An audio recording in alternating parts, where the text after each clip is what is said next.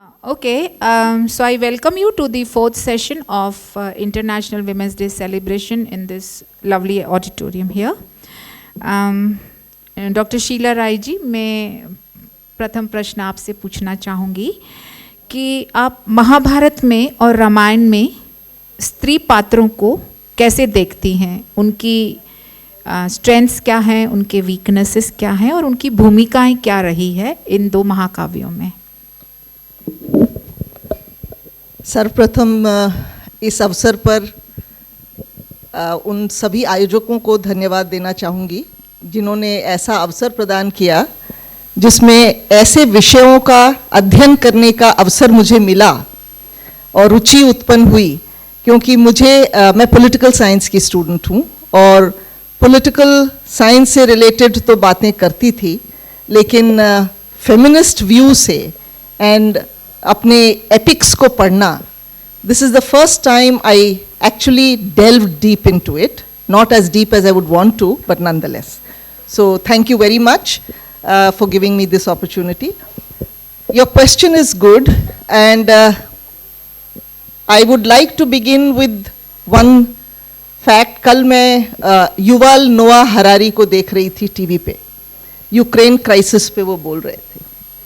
तब उन्होंने कहा, strong stories build a nation, and if there are no powerful stories, there cannot be a powerful nation. And ये जो हम कहते हैं कि हमारी हस्ती नहीं मिटी आज तक, यूनान और रोम की बात तुलनात्मक रूप से करते रहते हैं कि कैसे वो एज अ कंट्री हैं, पर वो जो उनकी जो सभ्यता थी, वो सभ्यता अब कहाँ है? और भारत अगर आज भी tradition versus and modernity coexisting together, the credit of course beyond our Vedic literature etcetera, जिसको जीवंतता प्रदान करने का समाज में अगर किन्हीं दो महाकाव्यों को श्रेय जाता है तो वो है रामायण और महाभारत। विवेकानंद जी ने भी कहा, गांधी जी ने भी कहा, जिन लोगों ने बहुत गहराई से इसका अध्ययन किया, कि अगर इस देश से सारे वाङ्मय हटा दिए जाएं और उसके बाद भी पूछें कि क्या आपको अब आप क्या कहेंगे, तो कहते हैं कि वो रामायण और महाभारत और जो जीवन शैली उसमें प्रतिपादित है, जो मूल्य उसमें चित्रित हैं, वो सब इतने आत्मसात कर लिए गए हैं भारत में कि उन वाङ्मय की फिजिकल उपस्थिति की आवश्यकता नहीं है। वो हमारे जीवन का, हमारे समाज का, हमारी सभ्यता का एक अंतरंग हिस्सा बन गया है। विडंबना ये है कि हमारा ये जो हिस्सा है वो कहीं धीरे धीरे प्रदूषित होता चला गया, छिन्न भिन्न होता चला गया। विदेशी आक्रांताओं ने आकर एक ऐसा डिसजंक्ट क्रिएट किया जिसके कारण हमारा जो स्वयं का आदि वाल्मीकि के टाइम से जो महाकाव्य की रचना हुई रामायण, और उसके बाद it's an open source, people keep on, there are regional languages से, चाहे कंबन के रामायण हो, रामचरितमानस हो, इवन महाभारत के संदर्भ में आप वेद व्यास की जो रचना है, these are open sources which are time and again rejuvenated and explained and interpreted and absorbed in the social milieu.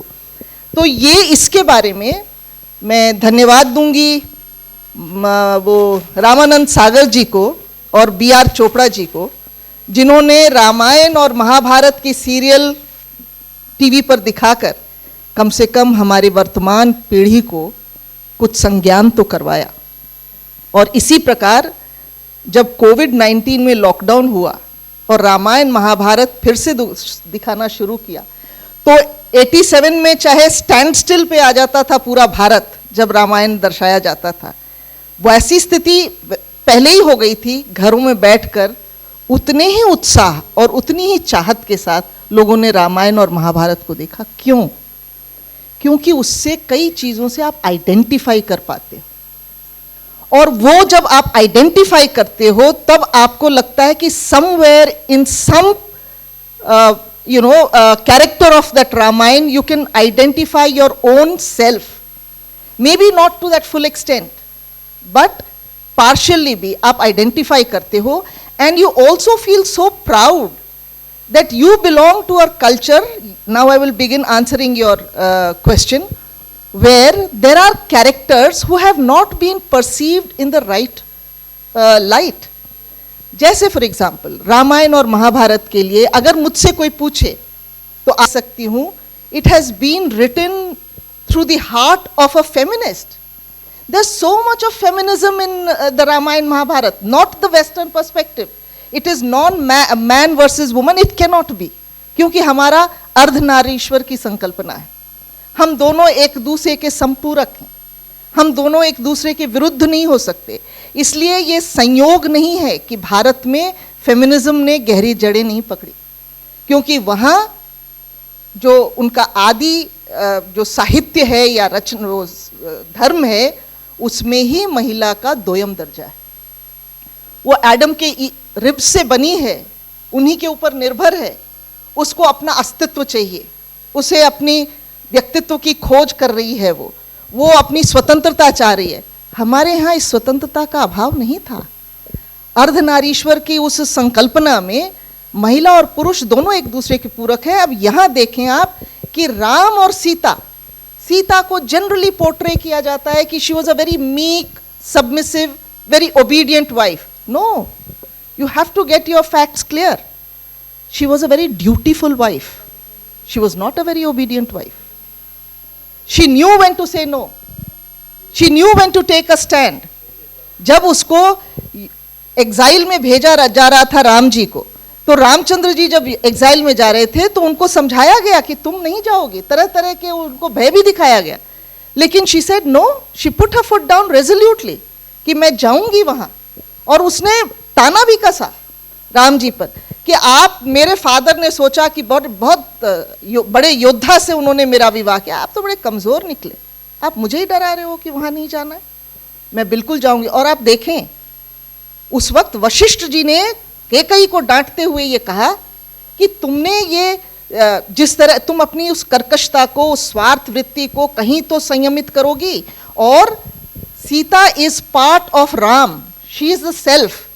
So even if Ram goes, Sita will be coronated as the queen and king of, ruler of the state. That is a big, that means आप socially and politically you accept the idea that a woman is going to be the ruler of your kingdom. Now that social acceptance, what does it state? कि आपका महिला और पुरुष में आपने भेद नहीं किया. और सीता अपने पिता के दरबार में भी, जनक के दरबार में जब उन्होंने उपनिषद करवाए थे, जब शास्त्रार्थ हुए थे, जगह जगह से ऋषि मुनि सब आए थे, साधु संत, तो उन लोगों के शास्त्रार्थ में वो गईं. साथ ही साथ उन्होंने देखा कि इतने लोगों का भोजन कैसे इसकी व्यवस्था हो रही है. तो उन्होंने देखा कि मेरी माता सुनैना रसोई में पूरी जिम्मेदारी लेके कर रही हैं. Now look at the difference between Sunaina and Sita and Janak and Sita. Sita ने अपनी मदर के सुपरविजन में, she tried to assist her mother as well. So she learned the culinary skills, she acquired the culinary skills. और वो पाक कला में इतनी निपुण हो गई कि आप देखेंगे अयोध्या में सीता की रसोई बनी हुई है. कई जगह आप देखेंगे सीता की रसोई. और मैं पहले सोचती थी ये क्यों सीता की रसोई कहते हैं. जब वो वहाँ गई, उन्होंने सारा सीखा. और जब वो अशोक वाटिका में वहाँ कैद थी, तो वहाँ पर जब युद्ध चल रहा था, तो उस युद्ध में भी तरह तरह का भोजन, मछली छना रही है और सब तरह की सब्जियां बन रही हैं. एक अलग एरोमा वैफ्ट करके आ रहा है अशोक वन में. तो सीता से पूछा गया कि त्रिजटा ने पूछा कि आपको ये कैसा लग रहा है, कि is it good. She says if I was given a chance, मैं थोड़े स्पाइसेस चेंज करती, मैं इसको इस तरह से छौंकती. और हुआ ये, फिर वहाँ के रसोइये आके टिप्स ले रहे थे और भोजन ऐसा बना, इतना स्वादिष्ट बना कि उससे वो राक्षस इतने प्रसन्न होने लग गए कि उनकी युद्ध करने की प्रेरणा खत्म होने लगी. तो रावण जी को जाकर और अपने उस रसोई में बंद करवाना पड़ा कि इन दुष्टों को अगर हम लड़ेंगे नहीं तो हम जीतेंगे कैसे राम से. व्हाट आई मीन टू से, एन अमेलगम ऑफ बोथ. ये जो महिला में हम ये सोचते हैं कि हमारी जो स्वाभाविक प्रवृत्ति है कुछ चीज़ों को ग्रहण करने की, मैं पढ़ लिख गई हूँ, ज्ञान अर्जित कर ली हूँ, तो किचन में मेरा प्रवेश वर्जित होगा, ये नहीं होना चाहिए. और सीता ने अपने व्यक्तित्व में ये प्रदर्शित किया. तो ये जो सीता का कि वो वही नहीं, इंटेलिजेंस देखिए आप, कि वो जब जंगल में जा रही हैं, गहने पहनी हुई हैं, तो मेरे पति को पता कैसे लगेगा कि मैं यहाँ हूँ, तो अपने गहने उतार उतार के she is leaving a trail. What an intelligent move. And वो इतनी वो करेजियस हैं कि वहां जाके उन्होंने अपने रावण भी did not have the courage to molest her, and he did because she was such a outright strong lady, और उसका इंटेग्रिटी ऐसा था विच वॉज चैलेंजिंग.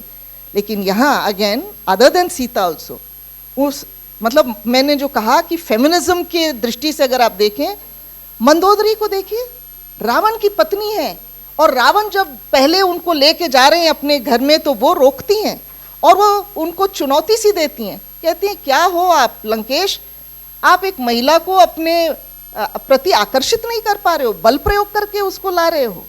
तो ये क्या देखिए दोहरी चाल, कि एक तरफ अपना स्थान सुरक्षित रख लिया कि भैया मैं हूं यहाँ की महारानी, और दूसरी तरफ वो सीता के प्रति संवेदना भी, सीता के अस्तित्व को बचाने का भी प्रयास है. ये जो कंपैशन एंड इंटेलिजेंस, ये जो स्ट्रेटेजिक मूव है, even weather it is Mandodari, weather it is Tara, again in the वानर सेना में, वानरों के बीच भी आप देखिए एक ऐसी महिला जो अब वाली के साथ भी जब उनका जब वो मंत्र करने की बात, जाप करने की बात होती है, बल्कि कहा जाता है कि she was his moral compass, and इसलिए कि वो हर बार सलाह देती हैं कि कैसे करना चाहिए.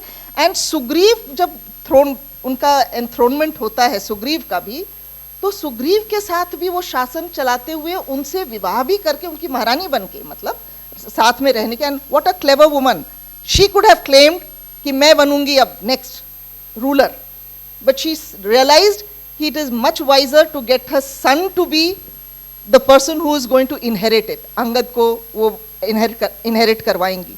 ये मत सोचिए कि सिर्फ ये राजघराने में ही ऐसी महिलाएं हैं, ये राक्षसों में भी महिलाएं ऐसी हैं, वानरों में भी महिलाएं ऐसी हैं. आप त्रिजटा को देखिए, लंका में भी लंकिनी वहां रक्षा कर रही हैं. What I am trying to say is कि विमेन का रोल कहीं भी nowhere it has been sidelined, and all the courageous aspects. I do not know why this perspective has prevailed within society. कि Sita was a very meek and submissive lady. Mandodari had her own, share of hardships.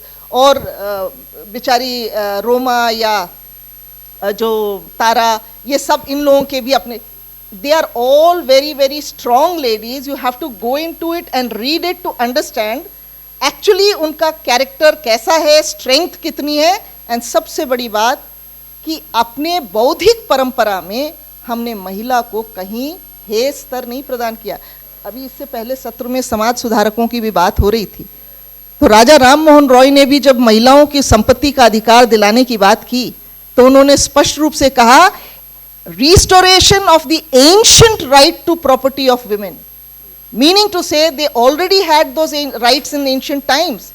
The modern, in the medieval period, we have gradually deprived the women, so we need to restore her rights.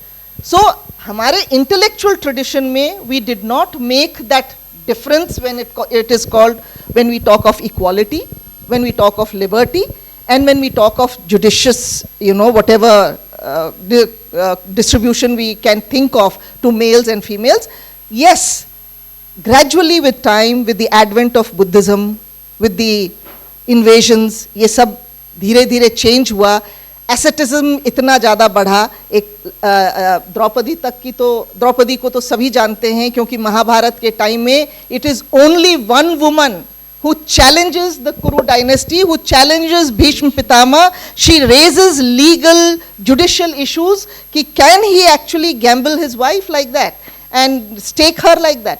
तो ये जो Draupadi, and all the time goading him for revenge, goading all of them for revenge, that is something which you cannot. अभी last session में चर्चा हो रही थी Helen of Troy की, वहाँ we find the first beginnings of the Stockholm syndrome.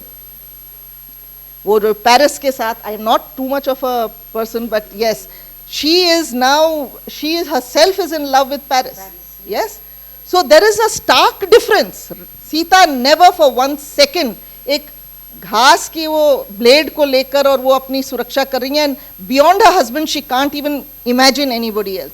There is that basic integrity and character का difference जो वेस्टर्न में और इंडियन लिटरेचर में और एपिक्स में हमें देखने को मिलता है. So even in the Kaikeyi को भी अगर बताया, देखिए कैसा है, केकई ने वो श्राप, वो बूंस मांगे, शी वॉज अ वॉरियर, और वो वॉरियर दशरथ को जाकर उनकी जान बचाई उन्होंने देवासुर संग्राम में. और जब वो रथ को बचाकर उनको वो जो बूंस थे वो भी देखिए कंबन रामायण में, तेलुगु रामायण में, अगर वाल्मीकि जी ने केकई का अगर थोड़ा नेगेटिव चित्रण किया है, तो हमारा जो इंटेलेक्चुअल ट्रेडिशन है and our respect for women, the later on writers, authors, वो किस प्रकार से they try to cover up for that और फाइंड सम रैशनल और जस्टिफिकेशन. वो कहते हैं केकई ने जानबूझकर ऐसा किया क्योंकि उनको बहुत अधिक प्यार था राम से, और राम से अधिक प्यार होने के कारण और श्रवण कुमार के पिता का वो श्राप होने के कारण ये मालूम था कि राम, वो दशरथ को पुत्र वियोग होगा. तो एक विकल्प ये था कि राम की मृत्यु होगी, और दूसरा विकल्प ये था कि अब वैसे भी ये बुजुर्ग हो रहे हैं, ये वियोग में तो रहेंगे, लेकिन राम को किसी तरह बचाना है, चाहे मुझे आने वाली संतति श्रापित करता रहे, कर्स करता रहे, लेकिन राम को किसी प्रकार बचाना है. वो 14 वर्ष अगर जंगल में जाते हैं तो कम से कम वो जीवित होकर, सुरक्षित होकर वापस तो आएंगे और राक्षसों का भी नाश करेंगे. Now this trying to justify and cover up for Kekai also, what does this, you have to read between the lines, what is it trying to say?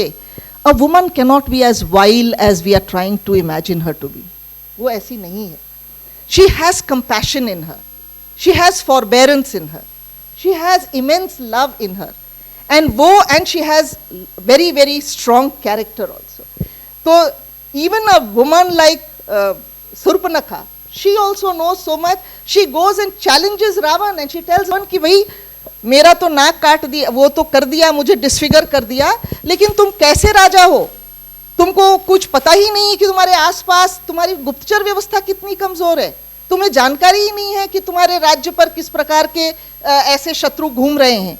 And इतने ज्यादा पॉलिटिकल विजडम उसने वहां डिस्प्ले किया. ये किस बात का द्योतक है? एक कि वहां स्वतंत्रता है कि महिला भी अपनी बात पूरी कहे, दूसरी कि वो इन विषयों से इतनी ज्यादा नॉलेज उसको है इन विषयों के बारे में कि she can give a complete sermon on that. And that is how she challenges Ravan to not only bring Sita there and take up a fight, pick up a duel with Ram and Lakshman, but she also challenges him to protect his kingdom the way he should be protecting it.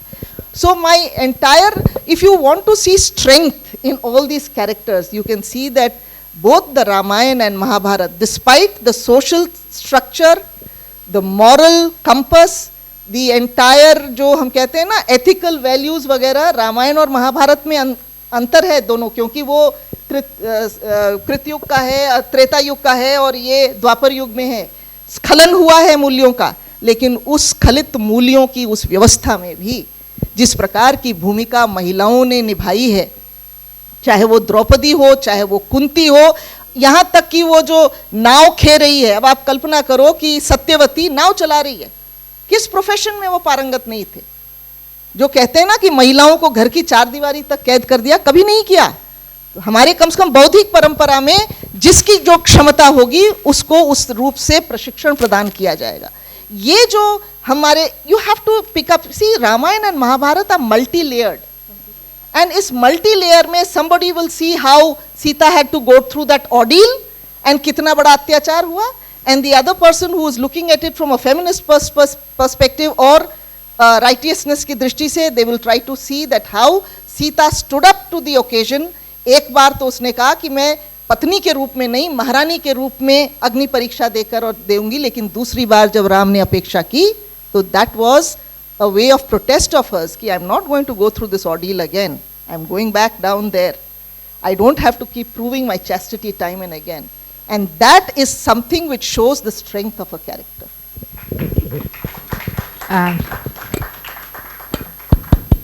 Thank you so much, ma'am, for this wonderful, evocative and in-depth analysis in a very concise way और मुझे भी आपने एक नया dimension दिया between the dutiful Sita and the obedient Sita, very well said. In fact Pratibha Ray की याज्ञसेनी जो है उसमें भी द्रौपदी ने जो प्रश्न किए हैं भीष्म से कुरु सभा में, युधिष्ठिर ने जब अपने आप को स्टेक किया, वो भी पढ़ने लायक है। एक वोल्गा की किताब है द लिबरेशन ऑफ सीता, उसमें शूर्पणखा जो है वो कहती है कि मैंने यदि अपनी इच्छा जाहिर की है राम और लक्ष्मण से विवाह की, तो उसमें मैंने क्या गलत किया है।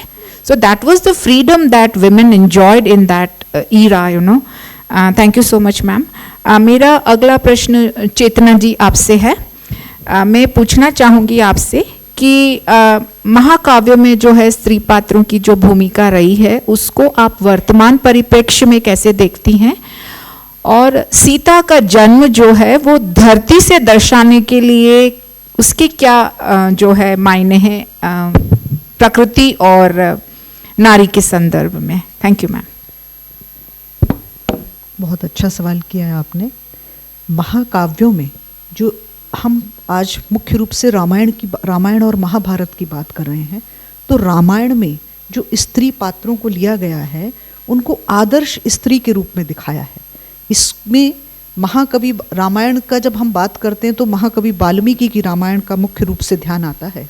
तो महाकवि वाल्मीकि ने इसमें महिलाओं का जो आदर्श चरित्र दिखाया है उसके पीछे उनकी भावना आने वाली पीढ़ियों को संस्कारित करने की मुख्य रूप से रही है। तो नारी को बहुत आदर्श रूप में उन्होंने प्रस्तुत किया है, चाहे वो सीता हो, चाहे वो कौशल्या हो, चाहे वो सुमित्रा हो, लेकिन साथ साथ एक छोटा सा नेगेटिव कैरेक्टर डाल के उस आदर्श की सीमा को प्रतिस्थापित करने का प्रयास किया है कि अहिल्या है, वहाँ पतिव्रता सीता है, उधर अहिल्या का भी वर्णन है साथ में, जिसने इंद्र से के प्रलोभन में आने के कारण मात्र से उसको पति ने परित्याग कर दिया और पत्थर की बना दिया। इसको दर्शाने के पीछे महाकवि वाल्मीकि का जो है वो संस्कारों को एनग्रेव करना है, उनको दृढ़ करना है कि समाज में जो संस्कारित महिला है वही सम्मान प्राप्त करती है। दूसरी तरफ शूर्पणखा को दिखाया उन्होंने, जो राक्षसी है और कामुक प्रवृत्ति की महिला है, उसके नाक काट दिया। जो ये चरित्र जो हम भी आज कहते हैं कि लड़की ने नाक कटा दिया, अगर कोई भी गलत काम, जो भी काम आप दुनिया के सामने या सच्चाई में नहीं है, जिसको आपको छुप के लोगों से छुपा के आप जो कृत्य करते हो, उसके लिए ये बात कही है कि वहाँ शूर्पणखा की उसने नाक ही काटी, हाथ क्यों नहीं काटा या कोई और अंग क्यों नहीं काटा।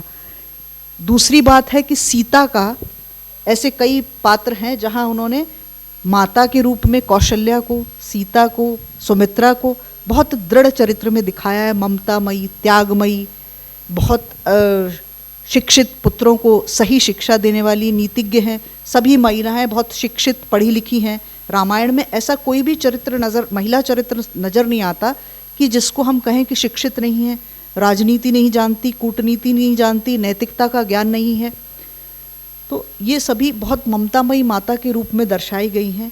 साथ ही केकई का जो उन्होंने वर्णन किया है और राम को वनवास भेजने का जो चरित्र दिखाया है, उससे माता की महिमा को, कौशल्या के चरित्र को और दृढ़ बनाने के लिए, समाज को यह शिक्षा देने के लिए कि माता का चरित्र तो कौशल्या का होना चाहिए, केकई का नहीं। ये आदि कवि वाल्मीकि का एक ध्येय समझ में आता है। दूसरी बात कि सीता को धरती से उत्पन्न करने का क्या कारण रहा। सीता को धरती से उत्पन्न करके उन्होंने उसके व्यक्तित्व में धरती की दृढ़ता, सहनशीलता, सहिष्णुता और उदार मना वो दिखाया है। उसके चरित्र के जो गुण हैं, बहुत आदर्श नारी के रूप में उसको, आदर्श पत्नी के रूप में, आदर्श माँ के रूप में उसको स्थापित किया है।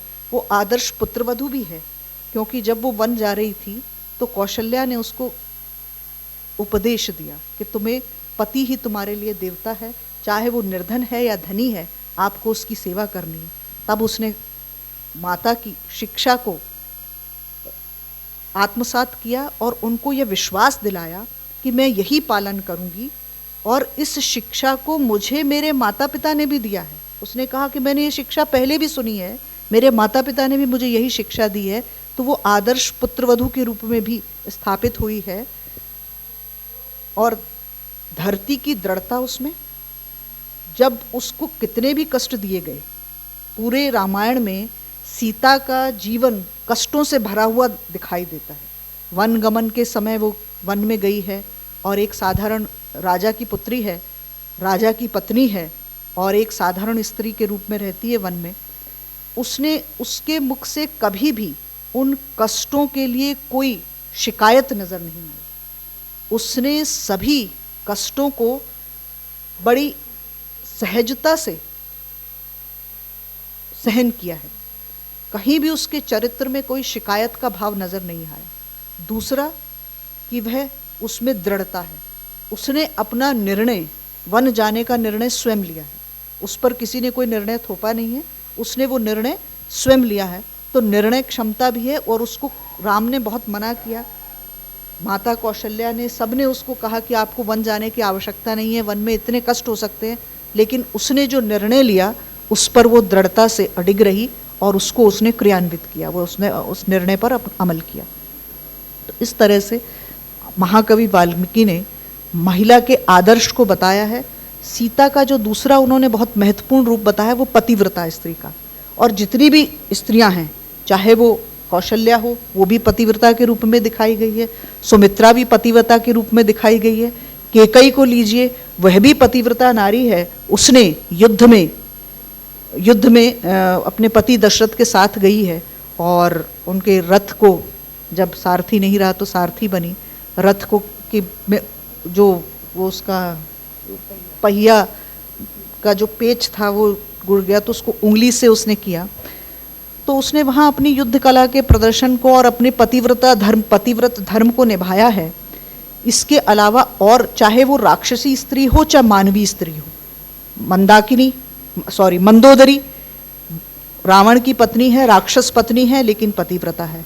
अनुसूया ऋषि पत्नी है, पतिव्रता है। सीता को तो पतिव्रता होने में आदर्शतम रूप में वाल्मीकि ने स्थापित किया है, लेकिन पूरी रामायण में कोई भी स्त्री को इस पतिव्रत धर्म से विचलित होते हुए नहीं दिखाया। जहां अहिल्या को दिखाया है वहां उसको दंड भी दे दिया है। तो वह समाज को एक संदेश देना चाहते हैं कि पतिव्रत धर्म ही स्त्री का परम धर्म है।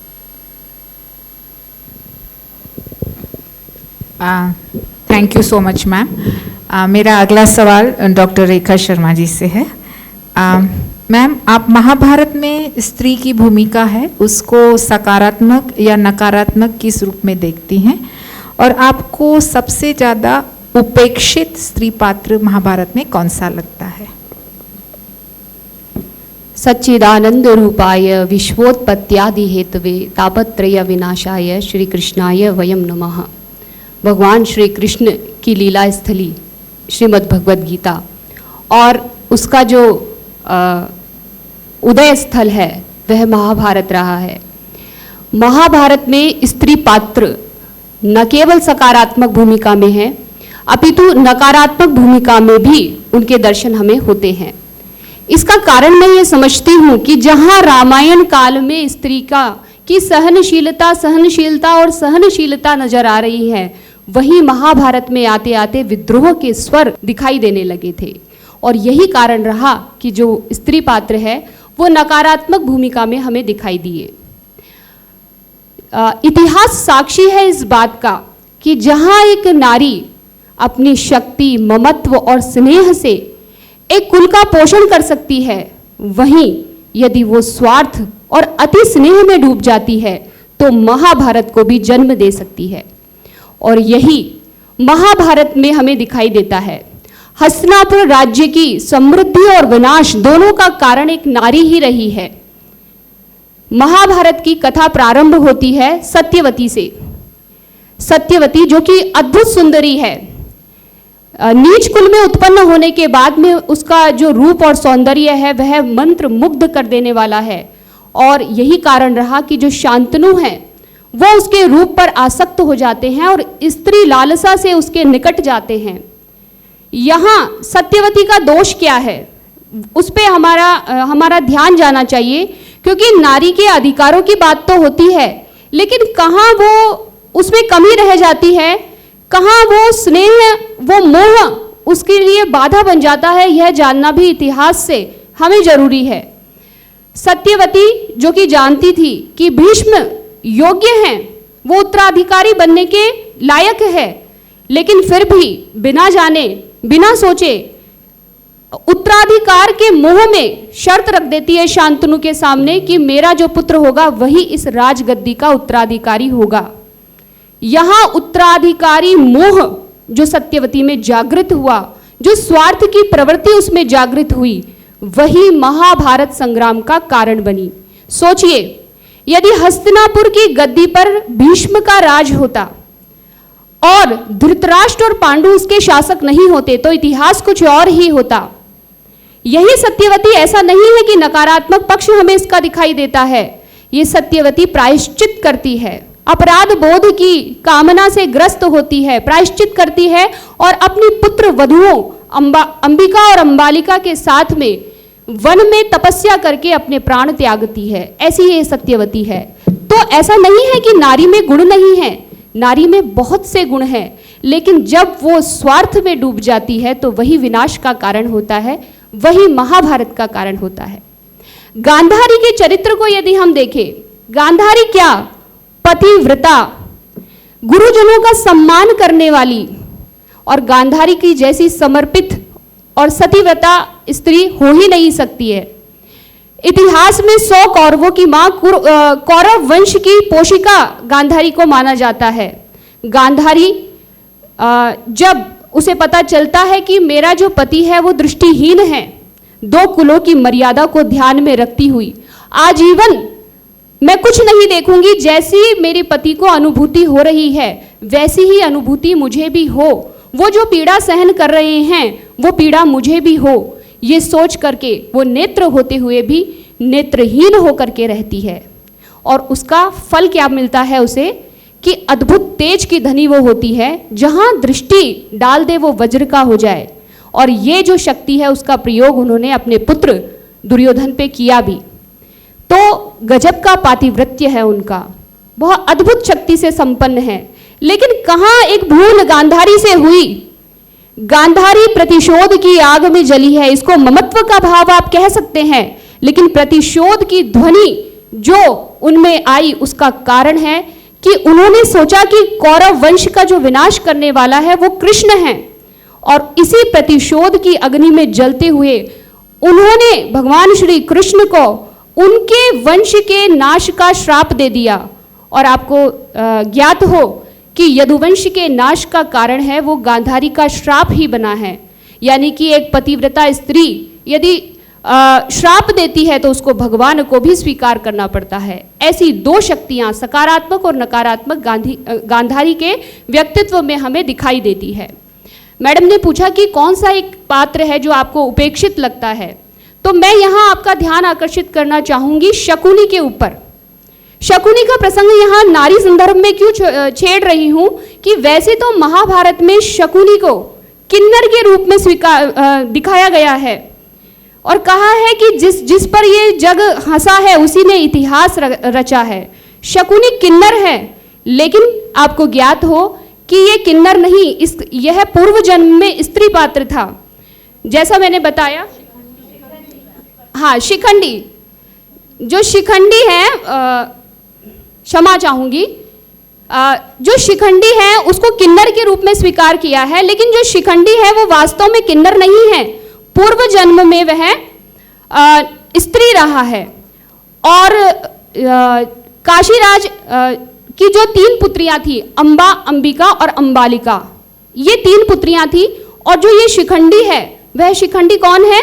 अंबा है। भीष्म जो है विचित्र वीर्य, अपने भाई के लिए तीनों राजकुमारियों का हरण कर ले जाते हैं। स्वयंवर हो रहा है और तीनों राजकुमारियों का हरण कर लिया जाता है, उसको अपने भाई के लिए ले जा रहे हैं। रास्ते में जब जा रही है तो अम्बा विलाप करती है, कहती है कि मेरा मन किसी और पर आसक्त है, मैं किसी और से प्रेम करती हूँ, मुझे छोड़ दीजिए। लेकिन भीष्म सुनते हैं उसकी बात को और धर्मज्ञ थे, इसलिए उन्होंने कहा कि जाओ, तुम्हारा मन कहीं और अनुरक्त है तो उसे आप अपनाओ। वह अपने प्रेमी के पास चली जाती है, अम्बा चली जाती है। प्रेमी कहता है कि जब तुम्हारी हरण ही हो गया है तो मुझे अब तुम्हारे सतीत्व पर विश्वास नहीं है, तिरस्कृत करके उसको भेज देता है। और उस तिरस्कार के कारण वो वापस भीष्म के पास में आती है और कहती है कि भीष्म, आपने मेरा हरण किया है, इसलिए स्वामी तो आप ही हैं मेरे, मुझे स्वीकार करें आप। लेकिन भीष्म ने कहा कि मैं तो ब्रह्मचर्य की प्रतिज्ञा से आबद्ध हूँ, मैं तुम्हें स्वीकार नहीं कर सकता हूँ। अब तिरस्कृत अम्बा रोती है, विलाप करती है और कहती है कि हे भीष्म, तुम मेरे मृत्यु का कारण बन रहे हो और मैं तुम्हें श्राप देती हूँ कि जिस नारी का तुम कारण बन रहे हो मृत्यु का, वही नारी एक दिन तुम्हारी भी मृत्यु का कारण बनेगी। और अंततः हुआ भी यही। तो इस तरह से जो नारी है वो सृजन और विनाश दोनों रूपों में हमें महाभारत में दिखाई देती है।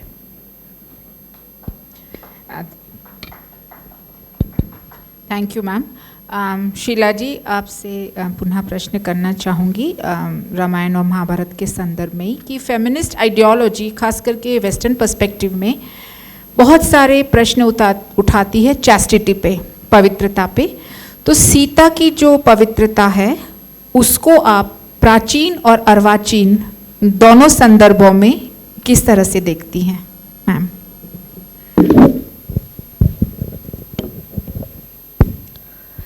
यह जो सवाल आपने पूछा, यही रामायण को ऐसे कैटेगराइज कर देता है जैसे महिलाओं के साथ कितना अत्याचार किया जा रहा है। और न्याय सम्मत तो है ही नहीं, उसमें कोई भी जो अवधारणाएं प्रस्तुत की गई हैं वो बहुत पुरुष प्रधान समाज की ही नहीं बल्कि महिलाओं की बहुत दयनीय स्थिति थी। देखिए क्या होता है, कुछ जो मैंने आपको कहा कि ये जो रामायण है आदि तो कवि वाल्मीकि थे, but after that it has been an open source और लोगों ने और उसमें एडिशन। रामायण, वाल्मीकि रामायण में लक्ष्मण रेखा की बात नहीं होती, लेकिन उसके पश्चातवर्ती रामायणों में आपको मिलेगा कि किस प्रकार जब सीता को वन में छोड़कर, और देखिए अगेन सीता का स्ट्रेंथ यहाँ कि जब वहाँ पर पिशाच ने आकर, असुरों ने आकर, राक्षसों ने आकर राम की आवाज़ में they try to feign his voice and scream, तो सीता कहती है लक्ष्मण को कि जाओ बचाओ, एंड लक्ष्मण सेज मुझे तो दायित्व मिला है आपको की सुरक्षा का। You have all seen that serial and you have read it also some of you. तो उस time Sita then goads him, तुम क्या चाहते हो कि राम चले जाएं और उसके बाद तुम मेरे मालिक स्वामी बन जाओ और मैं तुम्हारी प्रॉपर्टी बन जाऊं। She challenges him, goads him, and अंत में लक्ष्मण जाते हैं। लेकिन लक्ष्मण जाने से पहले, because it's his responsibility to keep intact her security, तो उन्होंने वो लक्ष्मण रेखा बनाई, जिस लक्ष्मण रेखा में कि अगर कोई पुरुष इसको लांघेगा तो ही will burst into flames and she will be secure, है ना, nobody can come and violate her chastity. अब आप देखें, इसकी चर्चा से बहुत पहले, I don't know how many of you know of it, मैंने कहा I myself did not know. Dikshita ji and Purva, credit goes to you that you made me delve into literature which I never delved into earlier. उसमें एक विबंधका रेखा की चर्चा हो रही है। There was this Rishyashring का नाम सुना है, जिन्होंने वो तपस्या, वो जो यज्ञ किया जिसमें फिर वो खीर प्राप्त हुआ और वो दशरथ ने अपनी पत्नियों को दिया। लेकिन उससे वो किसके, वो ऋष्यशृंग जो थे उनके वो एंटलर्स निकले हुए थे, वो विचित्र श्रेणी के वो ऋषि थे और उनकी तपस्या इतनी जबरदस्त कि उनके वजह से ये देवी देवता प्रसन्न होकर, और दशरथ जिनको संतान नहीं है वो संतान दे रहे हैं। तो वो ऋष्यशृंग कैसे आए? उनके पिता थे विबंधका ऋषि, और जो विबंधका ऋषि थे वो इतनी तपस्या करते थे। कीप इन माइंड, हमारे यहाँ धर्म, अर्थ, काम और मोक्ष की बात की गई है, कहीं भी ये नहीं कहा गया है कि अर्थ और काम एनी वे लेसर इंपॉर्टेंट है। हाउस होल्डर का जो लाइफ है, it is the main fulcrum of society, और इसलिए जब उन विभंदका ऋषि जो थे, लेकिन एसेटिक्स थे जो तपस्या करते थे, और इतनी शक्ति कि उनका जो सीड है उससे वो ओजस से तप करके उसको ऐसा डेवलप करते हैं, उनकी क्षमता इतनी हो जाती है कि तब वो प्रकृति को अपने अनुसार कमांड कर सकते हैं और उसके स्वामी बन सकते हैं। तो विभंदका ऋषि जो थे वो इतने तप कर रहे थे, इंद्र विचलित हो गए और इंद्र ने कहा कि ये तो, इससे तो हम लोग सब ये इतना पावरफुल हो जाएगा that we will all, because what is Indra, he is also a natural देवता, नेचर का देवता, तो we will all be subordinate to him. तो उन्होंने एक अप्सरा को भेजा, वो जो भारत की कथाओं में ये, एंड वो जब अप्सरा आई खूबसूरत, तो इनएडवर्टेंटली जब वेदांत ऋषि ने देखा, विभंदका ऋषि ने देखा, he could not restrict himself and he lost control, and because of that उनका पेनेंस भंग हो गया। तो वो इतने नाराज हुए कि वो इतना कर्स किया, और वो जो उनका सीमन था उसको किसी डो ने खाया, और उससे वो एंटलर जैसा वो ऋषि पैदा हुआ जिसका नाम ऋष्यशृंग पड़ा।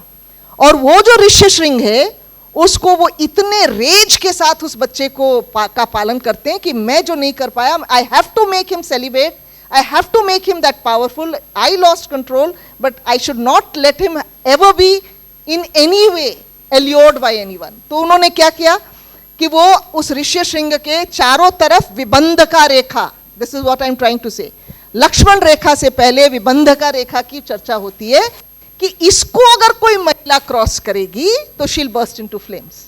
Okay? अब इंद्र को पता लगा और उन्होंने कहा कि अब ये कैसे किया जाए, एंड जनक के दरबार में बिल्कुल सूखा पड़ रहा था, ड्राउट हो रहा था। तो कहा गया इसलिए फर्टिलिटी नहीं है क्योंकि आप ये जो ऋष्यशृंग है वो ऐसे तप कर रहे हैं जिसके कारण लैंड्स भी फर्टाइल नहीं हो पा रहे हैं और आपकी फर्टिलिटी भी उससे इंपैक्टेड है।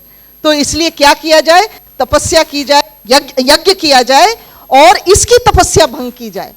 तो जनक की पहले एक बेटी थी, दशरथ की बेटी थी शांता, और दशरथ की जो बेटी थी Shanta, she was given away, he wanted a son, okay, but she was a very intelligent and intellectual woman with a lot of powers in her control. तो शांता को लाया गया कि she is someone who can somehow allure Rishyashringa. तो वो उसके one के, उसके झोपड़ी के बाहर जाके she started singing and dancing। तो ऋष्यशृंग देख के पहली बार ही saw a woman, he asked her कि कौन हो तुम, कौन सी प्राणी हो, and she says कि I am a woman, you can create things outside, I can create life inside me, okay? मतलब आपकी, हम में और आप में बस आप बाहर कर सकते हो अपने तप के कारण, और मेरी क्षमता ये, कहने का तात्पर्य कि उसने फिर ऋष्यशृंग उनके जब she says come out and I will teach you how to do it, तो वो कहता है कि नहीं, वो अपने फादर को कहता है जब वो आते हैं कि एक आई थी एक अलग प्रकार की प्राणी और वो इस प्रकार की बात कर रही थी। बोले ना ना ना ना, उससे बिल्कुल दूर रहना, और वो दुष्टा है, वो तुमको भ्रष्ट कर देगी।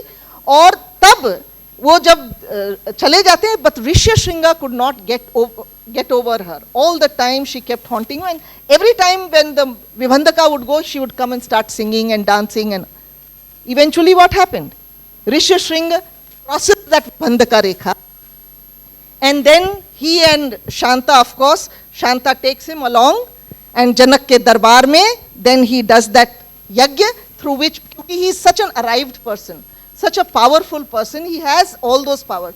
अब ये जो विभंदका रेखा की बात है, जिसकी that did not fire the imagination of the general people, or for that matter it did not go down so much through the ages as Lakshman Rekha has gone. अब ये क्या है, both chastity of men and women, social order create करना है आपको। कल्पना कीजिए, विवाह जैसी संस्था नहीं होती, हर खूबसूरत महिला के लिए पुरुषों में युद्ध होता, और हर गबरू जवान पुरुष के लिए महिलाओं में हाथापाई होती।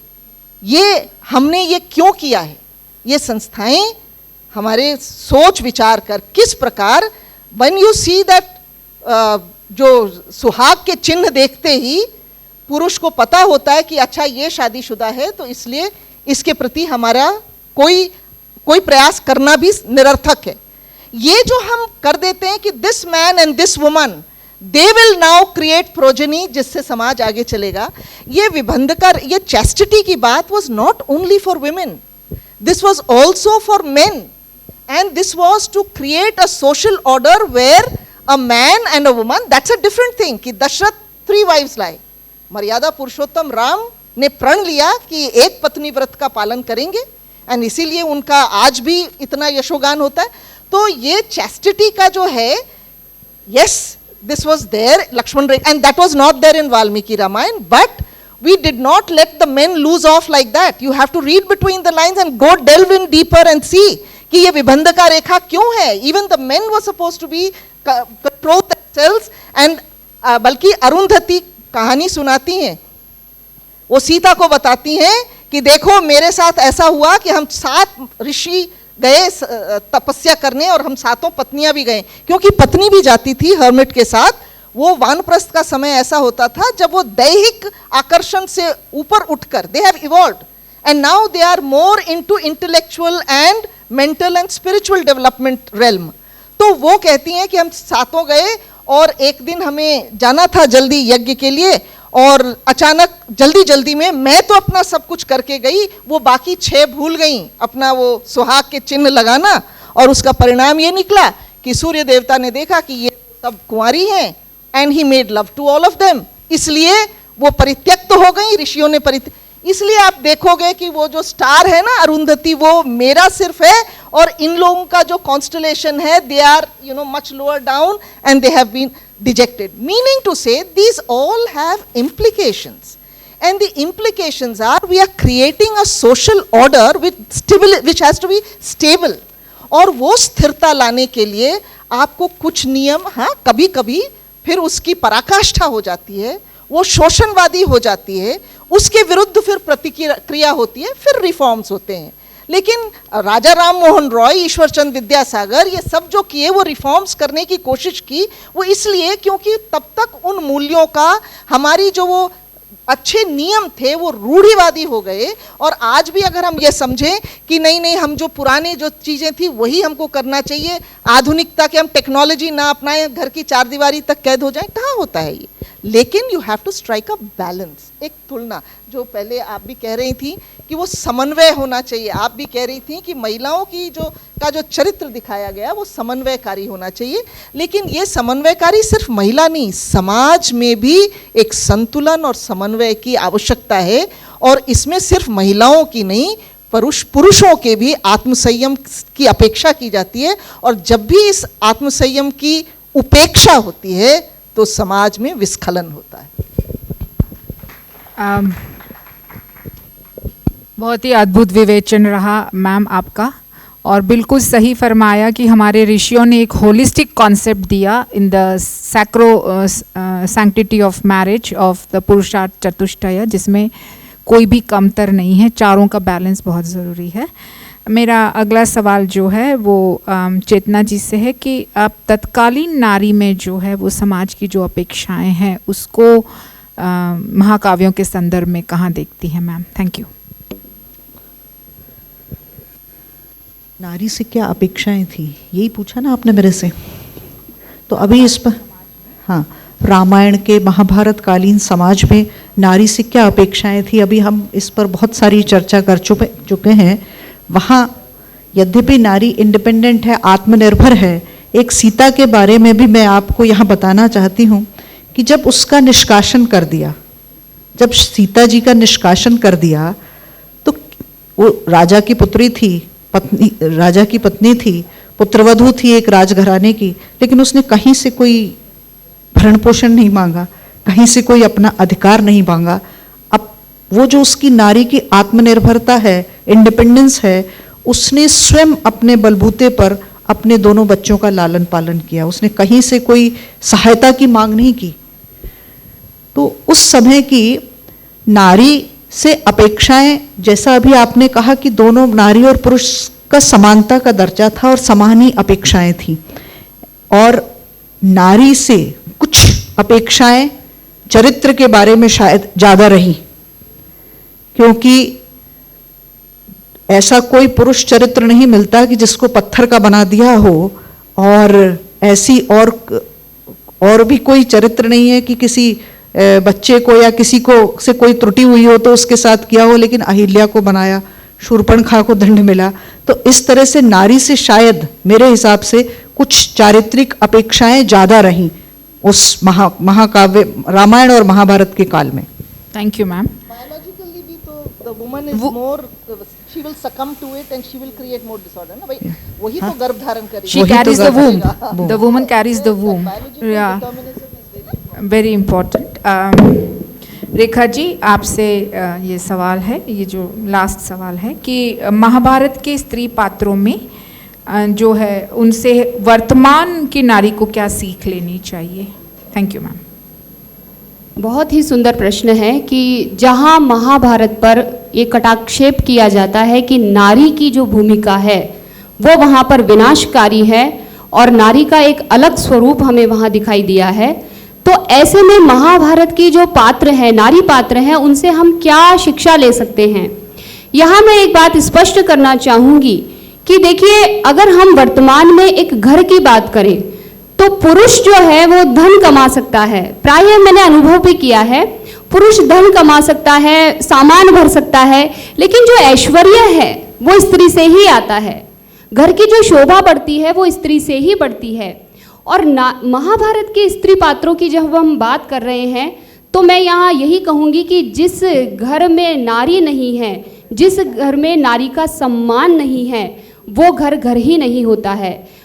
द्रौपदी ने स्वयं सत्यभामा को कहा है, गृहस्थ में नारी की भूमिका और उसके महत्व को बताते हुए कहा है कि न गृहम गृहम इत्याहु गृहिणी गृहम उच्यते, गृहम ही गृहिणीहीनम अरण्य सदृशम मतम।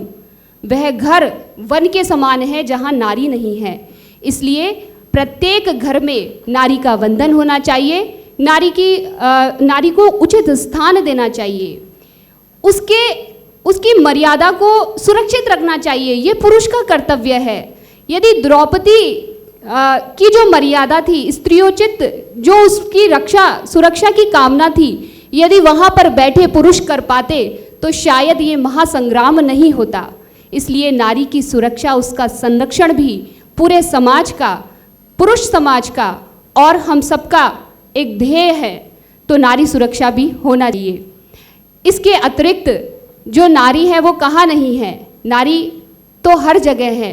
पुरुष को जन्म देने से लेकर उसका पालन पोषण सभी नारी ही तो करती है। तो मैं तो ये कहूँगी कि जो नारी है उसी में नर समाया हुआ है, वो पृथक है ही नहीं। इसलिए महाभारत का प्रत्येक पात्र ये शिक्षा देता है कि नारी को अधिकारों के साथ में एक समझ, एक मर्यादा, उसका भी पालन करना चाहिए, तभी जाकर उसकी अस्मिता की सुरक्षा भी हो सकेगी, उसकी पहचान होगी और वह हमेशा चिरजीवी रहेगी। धन्यवाद। Thank you Rekha ji. एक छोटा सा प्रश्न जो है वो शीला जी उसका जवाब देना चाहती हैं कि मैं आपसे पूछूं कि do you find any progressive element और ideas in both these epics? Thank you ma'am. It's an amazing treat to go through it and see कि हाउ उतने प्राचीन समय में ऐसी संकल्पनाएं जिनकी आज हम चर्चा करते हैं आधुनिक संदर्भों में कि हमें समाज में उसके लिए प्रयास करना चाहिए। One, family ecosystem is so strong. Ramayana भी परिवार का, जहाँ त्याग करने को परिवार के सारे सदस्य एक दूसरे के लिए त्याग, भरत राम के लिए कर रहे हैं, लक्ष्मण राम के लिए कर रहे हैं, मतलब यहाँ तक कि कौशल्या और कैकेयी भी अपने उस खीर में से हिस्सा सुमित्रा को देती हैं, जबकि ये सौतने थीं, फिर भी आपस में प्रेम और त्याग, एक परिवार का, एक अक्षुण्ण परिवार का, एक बहुत प्रेममय परिवार का एक चित्रण। दूसरी तरफ सिंगल मदर, जो आपने कहा कि अकेली गई सीता और अपने बच्चों को का लालन पालन किया, इस सिंगल मदर के कॉन्सेप्ट को स्वीकार किया और बच्चों को ऐसी परवरिश दी कि इवन इन द लास्ट, जब वो लव और कुश अपने पिता से वो करते हैं शास्त्रार्थ, और जब उनको पता चलता है कि मेरी मदर ही थी सीता, वो कहते हैं कि महारानी को बुलाइए, तो वो अपने वो बगल में जो गोल्ड के स्टैचू थे वो दिखाते हैं, तो वो कहते हैं कि नो, ये सीता है। तो लव और कुश इतने क्रोध से बिल्कुल ग्रस्त हो जाते हैं, but they have been given this dictum by their mother, do as your father says. Okay, so they have no other option to obey. Girl child को अडॉप्ट करना, सीता मिली खेत में, इट वॉज नॉट नेसेसरी कि Janak should have adopted that girl. We are talking about foeticide, how to end that. And we have a progressive paradigm whether it is Sita, whether it is Draupadi, girl childs are made so strong. So this is a very very progressive. And not only that, widow remarriage.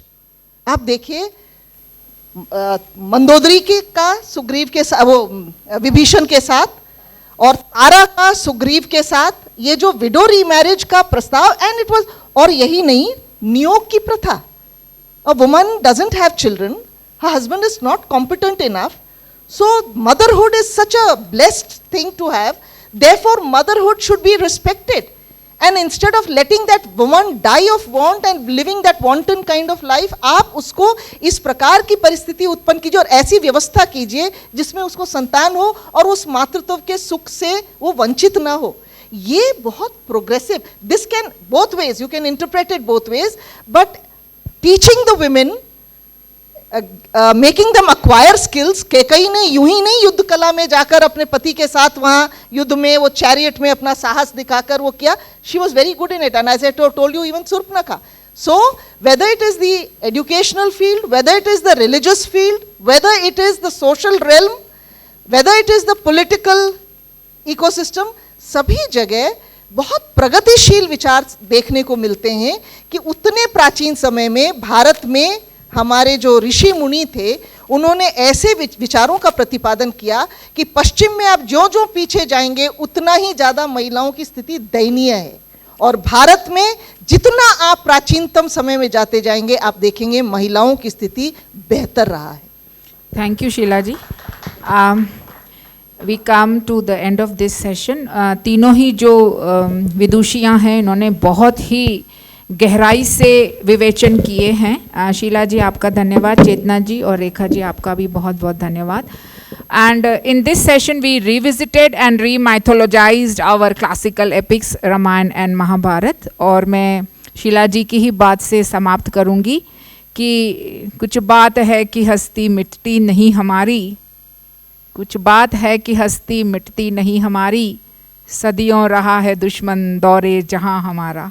Thank you so much.